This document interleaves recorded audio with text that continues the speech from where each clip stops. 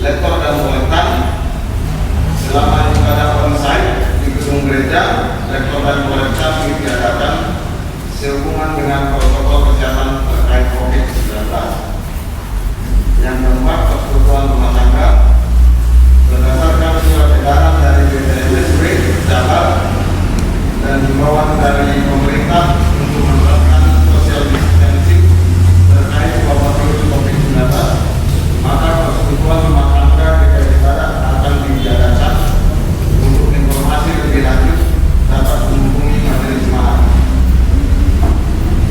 Yang kelima, protokol COVID-19 berikut akan dibacakan protokol ibadah pada saat pandemi COVID-19 di DKI Barat sebagai berikut.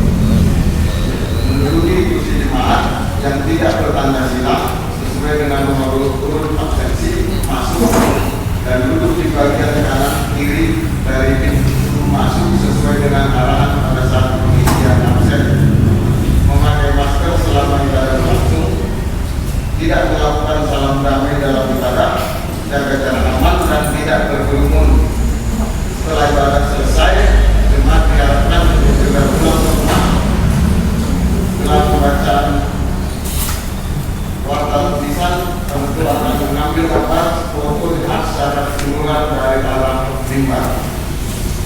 Yang keenam, penemuan saudara Modi di keberadaan SS itu sehubungan dengan masuknya saudara Modi ke dalam tahap orientasi, maka persidangan majelis jemaat tanggal 11 Oktober 2020 telah diputuskan pada kepastian umum tanggal 8 November 2020 pukul 8 WIB akan dilaksanakan penentuan atas dirimu saudara Modi di keberadaan ke dalam jabatan penentuan. Mohon doa dan dukungan dari semua jemaat dan simpatisan. Yang ketujuh, pemilihan calon penentuan 2024 kepada seluruh jemaat DKI Barat mulai minggu ini 1 November 2020 di meja depan akan ditempelkan formulir dan kotak untuk pengisian nama calon penentuan masa pelayanan 2021-2024. Diharapkan seluruh jemaat dapat mengisi form tersebut disertai dengan nama jelas serta dapat memasukkan dalam kotak yang telah disediakan. Bagi jemaat yang belum mendapat formulir pemilihan penentuan baru, harap minggu depan dapat mengambil kembali formulirnya karena waktu pengisian formulir diberikan waktu selama 3 minggu untuk mengisi calon-calon penentuan yang baru. Calon penentuan yang baru yang akan dipilih 4 pria, 2 wanita. Yang kedelapan rapat komisi dan kapel. Pada seluruh komisi dan badan pelayanan jemaat diharapkan dapat mengikuti rapat rutin pada hari Minggu tanggal 8 November 2020 pukul 9 sampai dengan selesai bertempat di ruang Anda dengan agenda untuk pengarahan program pelayanan tahun 2021-2022. Demikianlah warta misa hari ini. Selamat beribadah. Tuhan Yesus memberkati.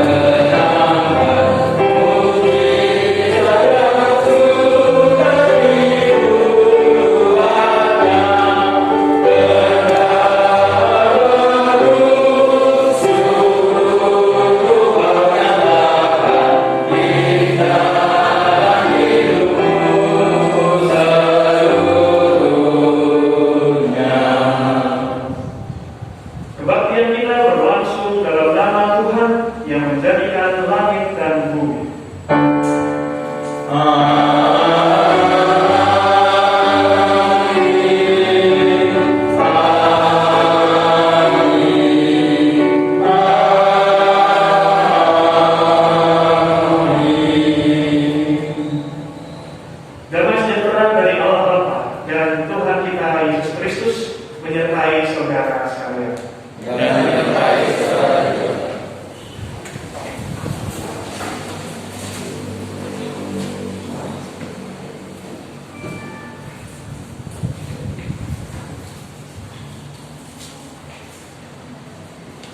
Dalam refleksi yang akan bersama-sama kita gumuli pada hari ini dalam sebuah tema berhasil di jalan Tuhan. Kata pembuka yang mendasari ibadah kita pada hari ini diambil dari kitab Mazmur 112 ayat 1 sampai dengan 3 yang berbunyi, berbahagialah orang yang takut akan Tuhan, yang sangat suka kepada segala perintahnya, anak cucunya akan berkasa di bumi, angkatan orang benar akan diberkati. Harta dan kekayaan ada di dalam rumahnya, kebajikannya tetap untuk selamanya. Saatnya kita akan masuk dalam doa pengakuan dosa. Kepada jemaat diberikan kesempatan untuk mengakui dosa-dosanya secara pribadi. Mari kita berdoa.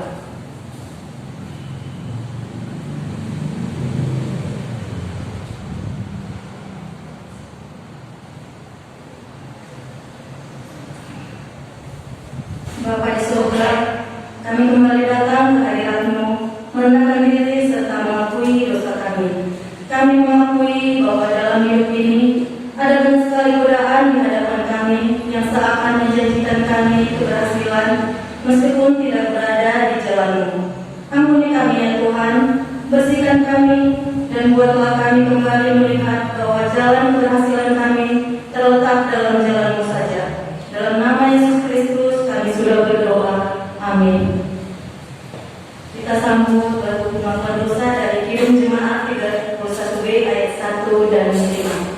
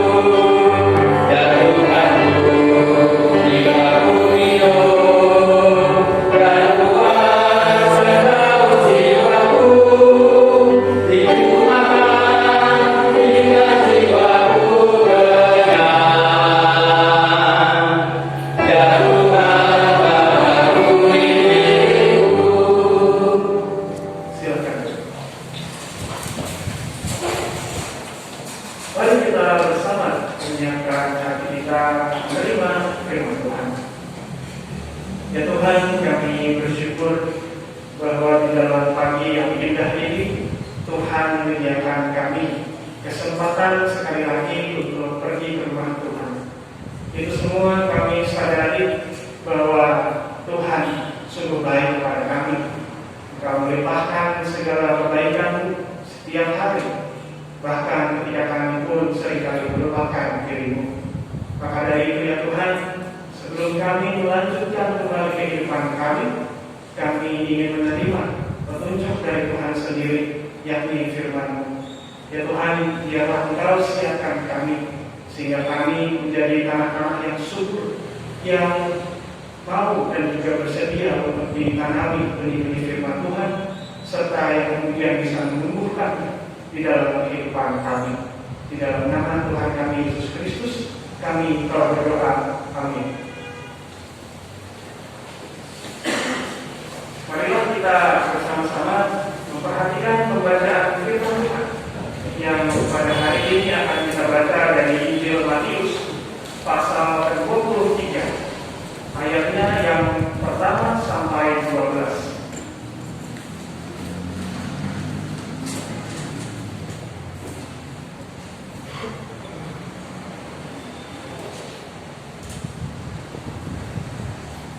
Maka berkatalah Yesus kepada orang banyak dan kepada murid-muridnya, katanya, ahli-ahli Taurat dan orang-orang Farisi telah menduduki kursi Musa.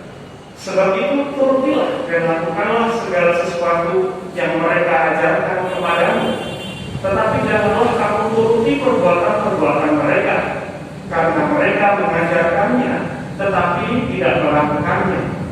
Mereka mengikat beban-beban berat, lalu meletakkannya di atas bahu orang, tetapi mereka sendiri tidak mau menyentuhnya. Semua pekerjaan yang mereka lakukan hanya dimaksud supaya dilihat orang.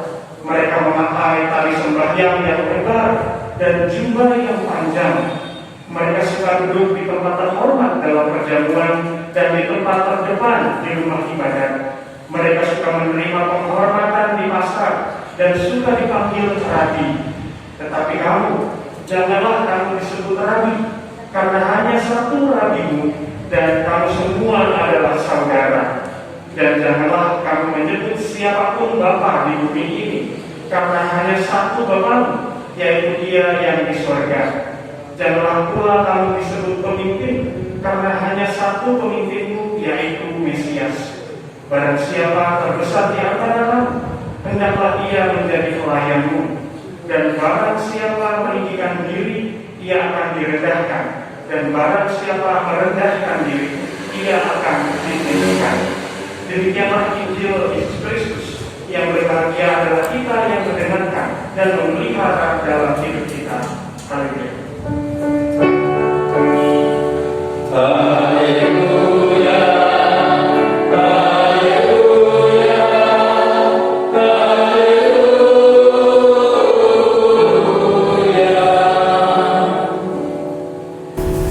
Berhasil di jalan Tuhan. Selamat pagi Bapak Ibu sekalian, saudara-saudara. Senang sekali saya bisa kembali melihat Bapak Ibu, kita bersekutu lagi dan kita lihat di tengah-tengah kita ada banyak juga ya yang sudah lama kita tidak jumpa, tetapi kini kita bisa berjumpa, bersekutu bersama-sama ya.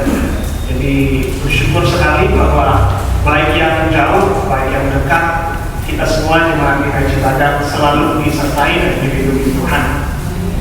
Maka pada hari ini Bapak Ibu Saudara, kita kita akan menemukan sebuah tema yang berhasil di dalam Tuhan. Dan kemarin sebetulnya kami, ya, saya, Bu Bibi, ada Mas Es, ada Bu Muryani, ada siapa lagi, Bu Joko kalau nggak salah ya kemarin. Itu kemarin kita pergi ke Cicurug, Bapak Ibu Saudara. Ada undangan kondangan, ya saya kondangan. Ini November ini lagi banyak Bapak Ibu yang menikah. Jadi kalau Bapak Ibu lihat, kenapa sih macet? Mungkin salah satunya ya banyak yang kondangan, gitu. Nah kemarin juga sama kemarin Bapak Ibu Saudara 4 jam ya. Dari sini Pertigaan Cibadak ke Cicurug 4 jam, ya Cigogol lah, gitu ya. 4 jam. Pulangnya berapa? 3 jam. Jadi lumayan lah, gitu ya. Ini dengkul ini ngomongin terus ya, lumayan. Model juga.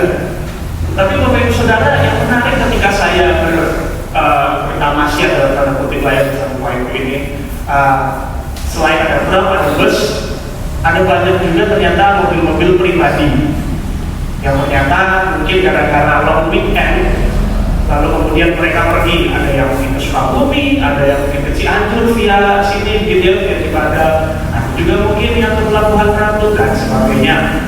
Saya melihat itu kok seneng banget ya, keluarga naik mobil gitu kan, persis kayak iklan mobil yang baru kan ya, jadi buat free, terus suami gitu, terus datang putra putri gitu ya, kok seneng gitu ya.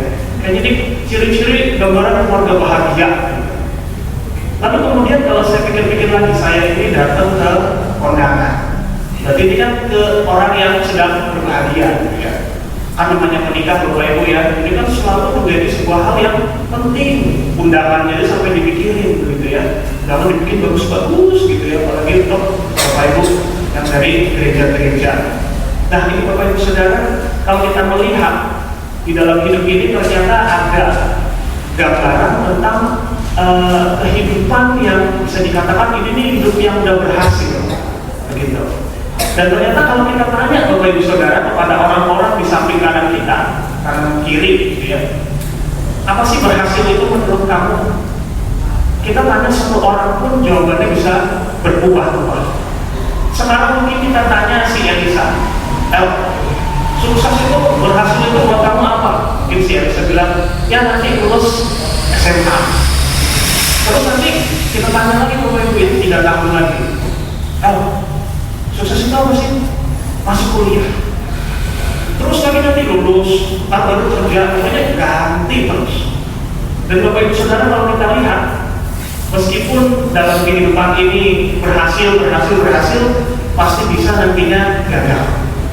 Kalau orang biasanya di dalam kegagalan suka lupa bahwa kemarin-kemarin itu pernah berhasil, dan seolah-olah keberhasilan di masa-masa yang lalu itu sudah tidak lagi penting. Kalau kita bilang ya kan baru sekarang, kemarin kan kamu berhasil, ya tapi kan yang ini juga gitu ya, pengen yang ini sekarang gitu ya, yang lalu udah.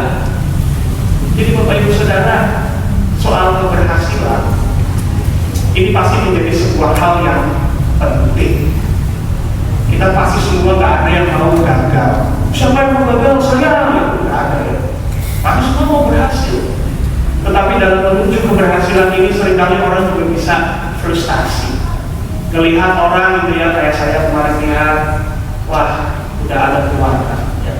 Bapak Ibu anak, ya. Pas saya mah nyupirin waris dari kemarin ya, nyupirin waris sendiri. Paling bapaknya, ya Bapak Ibunya banyak kalau saya di sini gitu ya, hari besok Joko, besoknya lagi saya, besoknya lagi kan, ganti terus.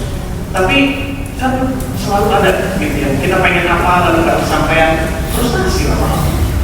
Lalu kemana Bapak Ibu Saudara orang pergi ketika dia sudah menemui jalan buntu dalam hidupnya?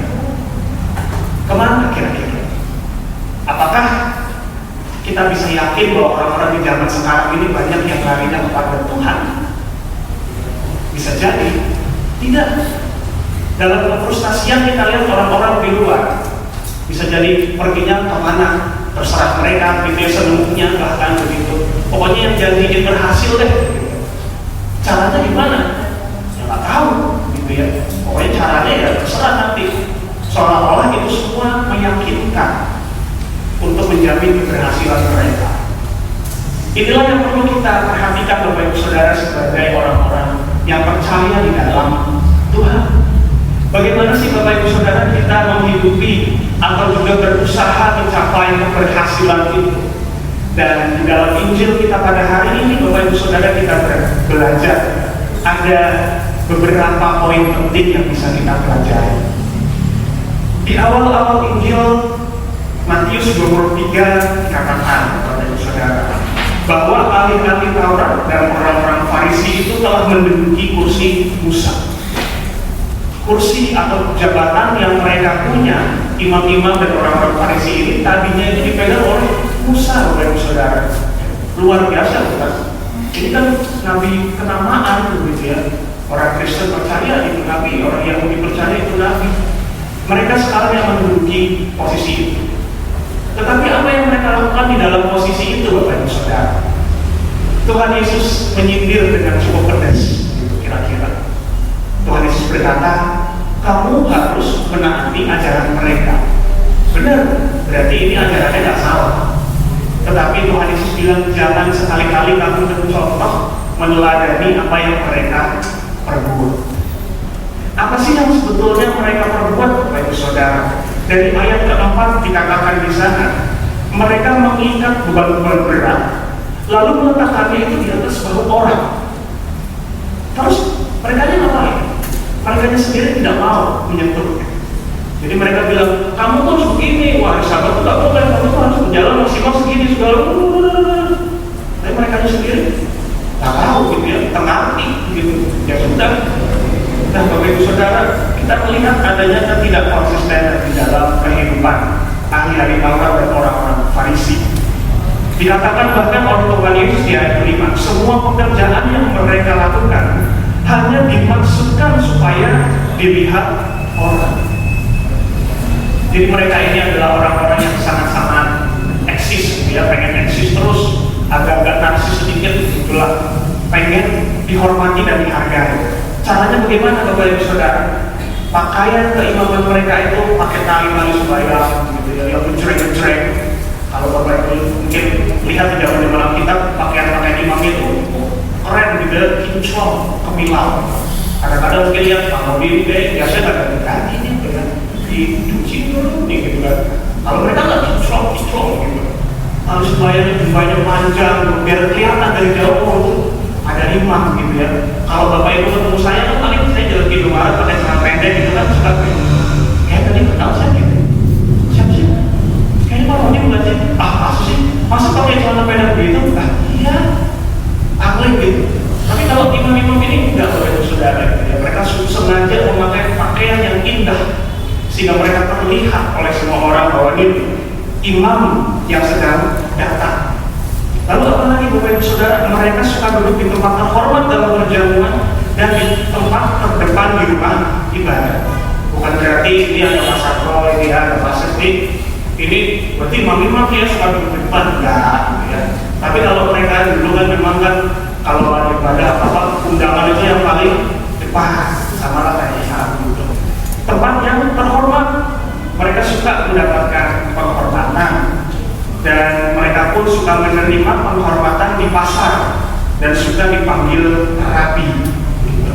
Jangan salah Bapak Ibu Saudara, terkadang panggilan itu kan juga ada yang menyenangkan, bukan gitu ya. Ada yang suka dipanggil Mas, ada yang suka dipanggilnya AA, gitu ya. Ada yang suka dipanggilnya Teteh, ada yang suka Ayu, gitulah apa gitu ya pokoknya.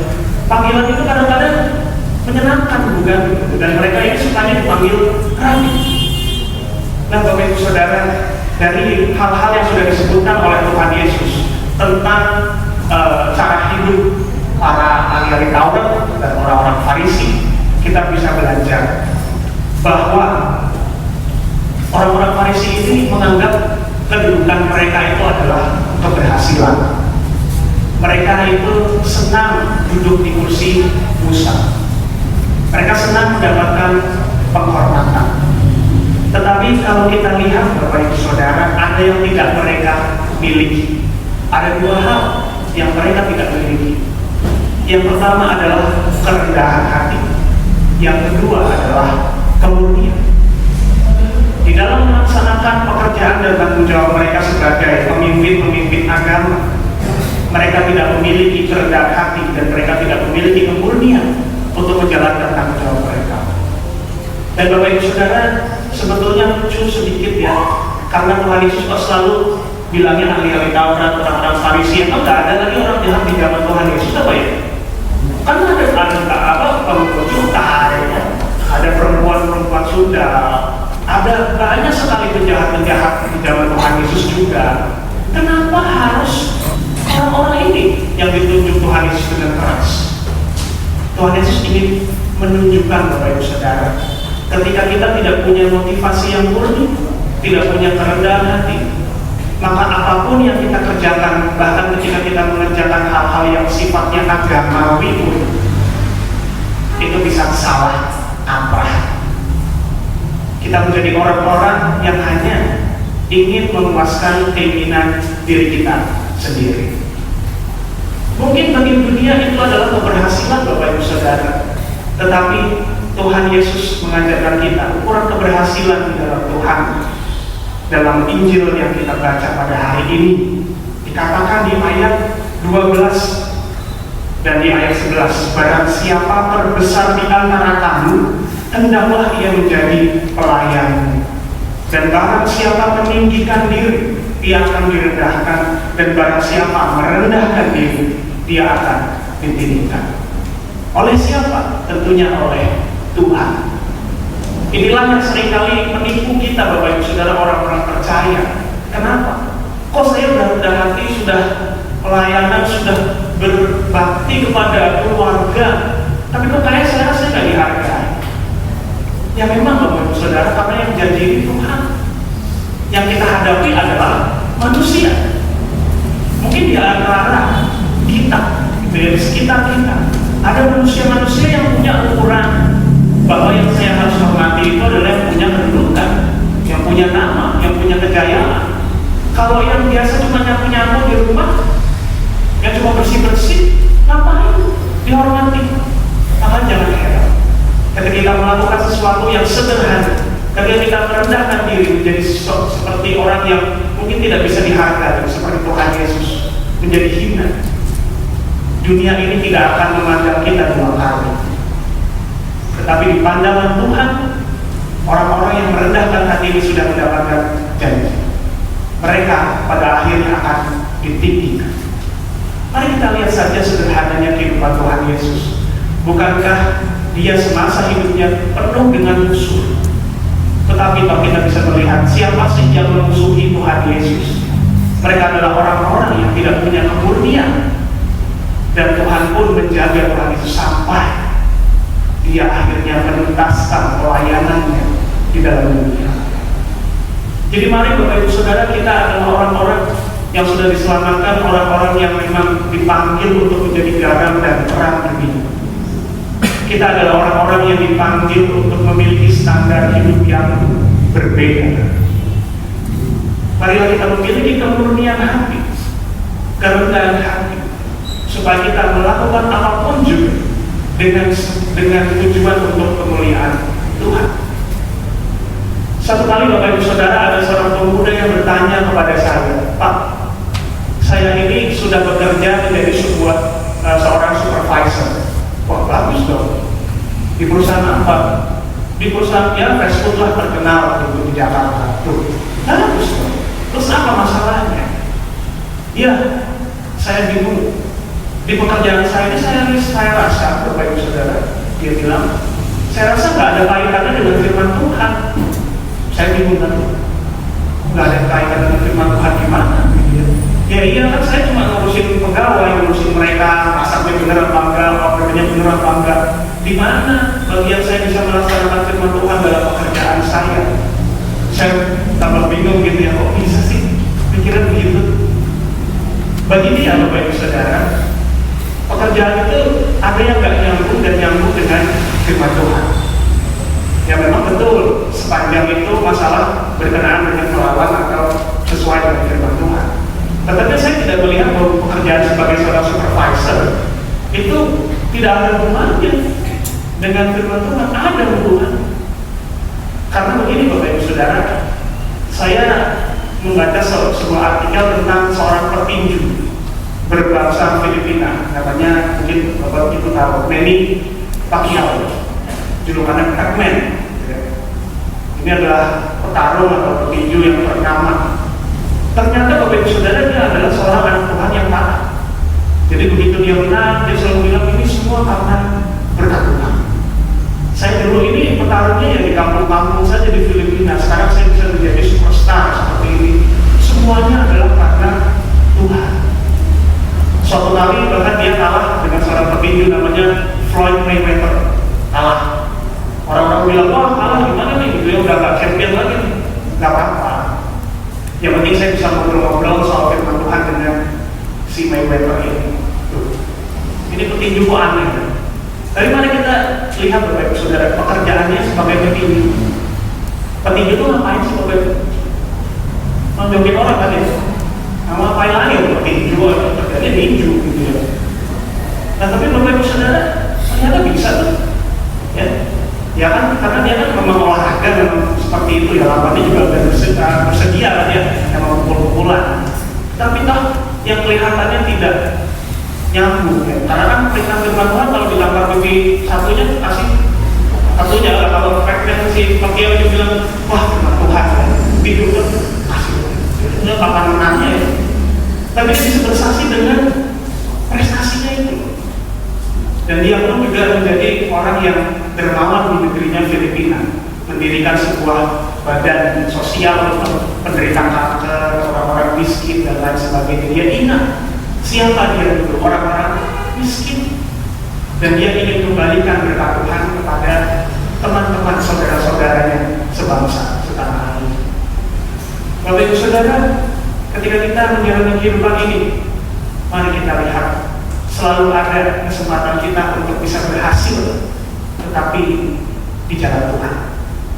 Ada banyak yang menawarkan kita keberhasilan di luar sana, tetapi jangan termakan godaan mereka. Karena satu-satunya yang bisa menjamin keselamatan, keberhasilan kita, berkat dan kebahagiaan kita adalah Tuhan kita.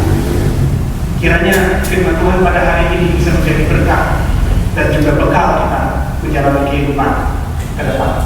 Tuhan Yesus memberkati.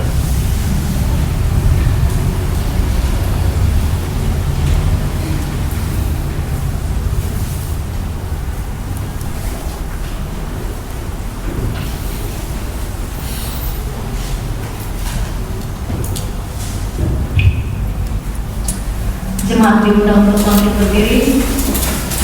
Marilah kita bersama-sama dengan gereja segala abad dan tempat, bersama-sama dengan gereja segala abad dan tempat mengucapkan kemampuan iman rasuli yang berbunyi demikian.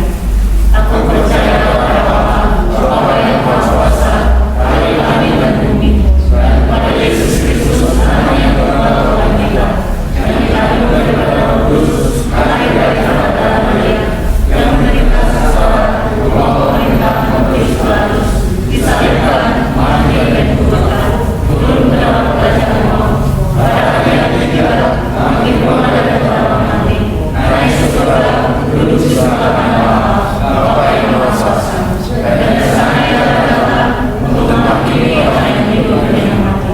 Aku percaya pada Kristus, gereja yang bersama, persekutuan orang kudus, pengampunan dosa, bangkitan orang mati, dan hidup yang kekal.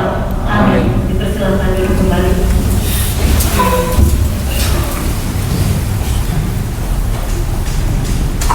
Mari Bapak Ibu sekalian, kita bersama-sama menaikkan doa syafaat kita. Kita bersatu dalam doa. Ya Tuhan, kami bersyukur atas segala firman yang sudah kami terima. Ada petunjuk kembali dalam menghidupi kehidupan kami masing-masing. Dan pada hari ini pun kami juga akan menaikkan doa syafaat kami. Ya Tuhan, sudi kiranya Engkau mendengarkan. Tuhan, kami mau berdoa untuk bangsa negara kami, Indonesia, dan juga daerah sekitaran kami ini, Tuhan, Kabupaten Sukabumi, yang masih terus bergumul dengan situasi pandemi COVID-19. Ada banyak sekali halangan-halangan dalam kami menjalani hidup di masa-masa ini, dalam pekerjaan, dalam studi, bahkan dalam kehidupan berpelayanan pun kami memiliki pergumulan. Tuhan, Engkau mendengar keluh kesah kami sebagai umat-Mu, dan kiranya Tuhan, Engkau juga yang sudi terus untuk memberikan kami kekuatan di masa-masa yang sulit ini, sehingga ada tangan Tuhan terus yang juga bisa memimpin baik itu kami maupun juga para pemimpin bangsa kami di dalam mengentaskan pandemi COVID-19 ini. Ya Tuhan, kami juga berdoa untuk para pelayan-pelayan Tuhan dimanapun tempat, di gereja-gereja Tuhan di masa-masa ini, untuk para hamba-hamba Tuhan, para pengakuan, para pelayan aktivis Tuhan semua yang berkati. Pun kiranya Tuhan juga akan memberkati para pelayan yang ada di sini ya Tuhan, di Kaji Badan, untuk Pendeta Irsugio Ibrahim beserta keluarga. Tuhan berkati mereka di dalam pemenuhan berkat Tuhan, dalam kesehatan mereka, dan juga Tuhan pupuk terus kerinduan untuk melayani, dan juga untuk para penatuan, para aktivis komisi. Kiranya Tuhan juga berkati mereka satu persatu serta dengan keluarga masing-masing, supaya mereka pun bisa tetap melihat ada tangan Tuhan yang memampukan dan melayakan, melengkapi di dalam pelayanan mereka sebagai hamba-hamba. Ya Tuhan, untuk juga setiap keluarga di GKI Cibadak ini ya Tuhan, Tuhan sendiri juga yang berkati, baik itu anggota maupun simpatisan, baik itu seorang ayah, seorang ibu, seorang anak, seorang kakek nenek, maupun juga cucu menantu. Tuhan yang berkati mereka satu persatu, pimpin keluarga kami masing-masing.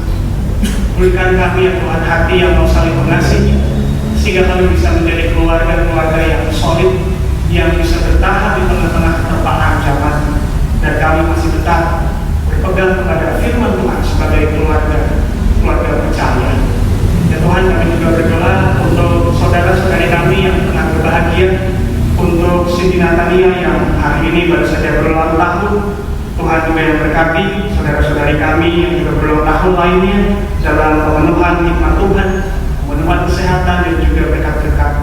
Ya Tuhan, kami juga berdoa untuk rencana pernikahan dari saudara kami Agustinus Sarina, putra dari Bapak Benjamin Sasa almarhum, dengan Ibu Dorka Sanda, dengan saudari Jureka Tamubolon, yang akan dilaksanakan pada 14 November nanti di Sukabumi. Tuhan juga yang akan berkati rencana-rencana yang menjelang pelaksanaan pernikahan, supaya tidak ada suatu hal pun yang berhalangan pada nantinya. Ya Tuhan, kami juga berdoa untuk Bapak Oma kami, Om Anwar, Pak Adam, Ibu dari Bapak Sudi Setia, dan juga Bapak Oma kami yang kami tidak dapat sebutkan satu persatu. Di dalam kelemahan fisik mereka, di dalam usia yang ada, kami percaya ada tangan Tuhan yang lebih kuat daripada kelemahan kami, sehingga mereka pun dapat terus diberikan sukacita di dalam menjalani hari-hari mereka, diberikan kesehatan serta juga kekuatan. Kami pun berdoa ya Tuhan untuk saudara-saudari kami yang tengah mengalami sakit, untuk anak dari Ibu Tirsa yang baru saja mengalami recovery pasca operasi untuk juga Ibu Atik, dari saudara kami Ishak. Tuhan, kami juga berdoa bagi beliau yang pada saat ini juga tengah mengalami tipes. Tuhan juga yang akan dekati beliau Tuhan dengan kesembuhan, dan juga kalaupun ada di antara kami yang pada saat ini tengah mengalami kelemahan fisik, Tuhan juga yang mau sembuhkan sesuai dengan anugerah Tuhan. Terima kasih ya Tuhan, terima kasih. Inilah seluruh permohonan kami yang kami naikkan di dalam nama Tuhan kami Yesus Kristus, yang sudah mengajarkan kami berdoa. Kita akan menyanyikan doa Bapa kami.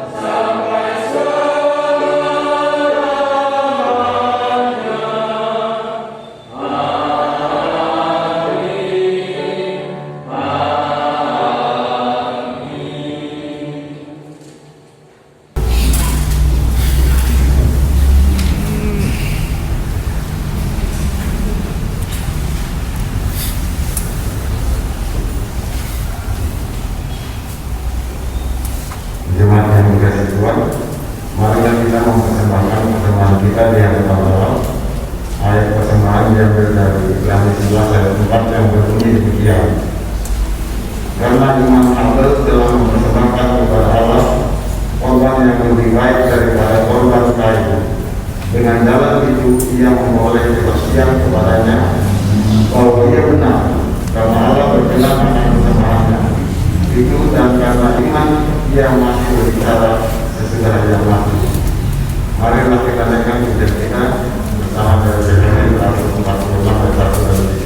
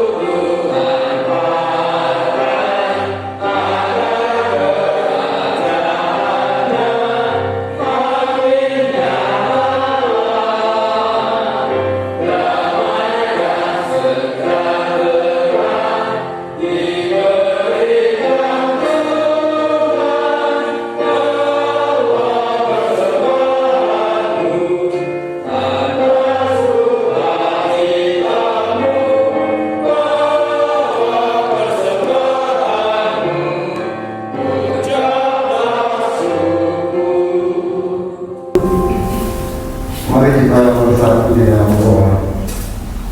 Tuhan, kami menghadap kehadirat-Mu dalam ucapan syukur. Kiranya Tuhan berkenan menerima, menyempurnakan dan memberkati persembahan ini. Gunakanlah seluruh kehendak-Mu ya Tuhan, supaya persembahan ini dapat kembali berguna bagi pelayanan Tuhan. Dalam nama Tuhan Yesus Kristus kami telah berdoa. Amin. Kita akan menyanyikan lagu pembukaan kita dari ayat 29 dan 1 dan 4.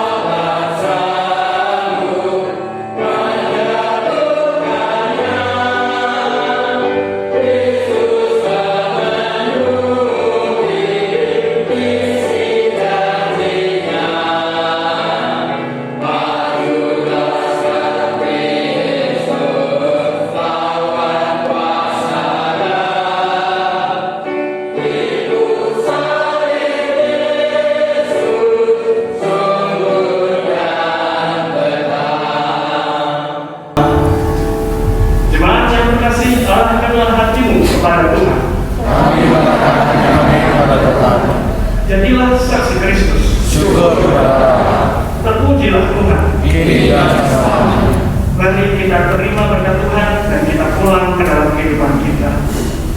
Tuhan memberkati kita dan melindungi kita. Tuhan menyinari kita dengan wajah-Nya dan memberi kita kasih karunia. Tuhan menghadapkan wajah-Nya kepada kita dan memberi kita damai sejahtera sampai selamanya. Haleluya.